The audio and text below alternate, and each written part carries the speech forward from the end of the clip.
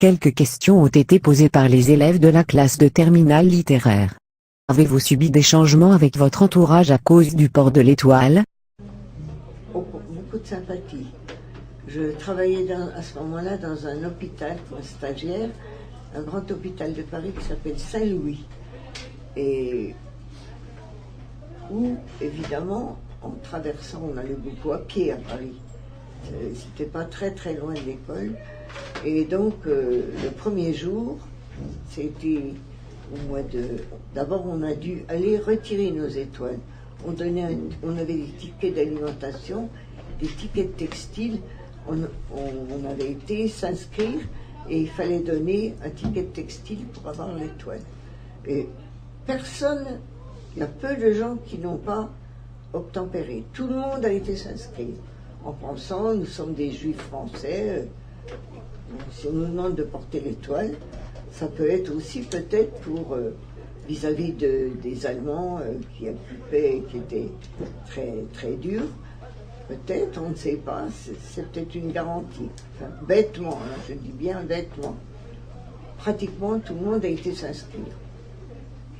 Et donc, ça n'a pas tardé, puisque l'étoile c'était début juin, et que le 16 juillet, la première grande rafle avait lieu.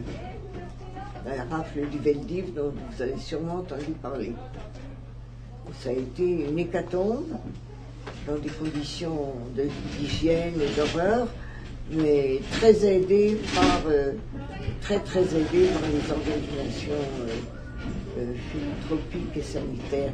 Surtout la Croix-Rouge aussi, mais surtout énormément de gens de religion protestante, qui avaient aussi une organisation de beaucoup de résistants parmi eux. Et donc à Montbéliard, puisqu'il y a une majorité de protestants, vous en avez peut-être entendu parler. Enfin, ils ont aidé dans leur mesure, leur faible mesure, les gens qui sont restés dans des conditions innommables au Veldiv pendant plusieurs jours, jusqu'à ce qu'on emmène, qu'on sépare les familles, et qu'on les déporte. Avez-vous connu des gens autour de vous qui ont collaboré? Les gens qui ont collaboré, ben écoutez, autour de nous, pas trop. Ils ont collaboré économiquement, mais obligatoirement. Au point de vue, par exemple, personne ne refusait de vendre des choses aux Allemands. Alors il fallait un courage terrible et ils étaient embarqués tout de suite. Il fallait vivre, il fallait manger, il fallait... etc. Oui, mais il y a eu des gens qui ont été collaborateurs. Et ben, vous l'avez peut-être étudié, en particulier dans le gouvernement, énormément. Parce que rien n'aurait pu se passer s'il n'y avait pas eu dans le gouvernement de l'aide aux Allemands.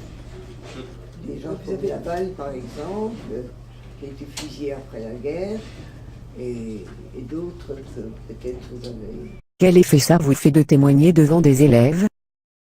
J'en ai parlé souvent à titre personnel à mes enfants, bien sûr, aux enfants d'amis, mais c'est la première fois, et d'ailleurs j'étais très intimidée.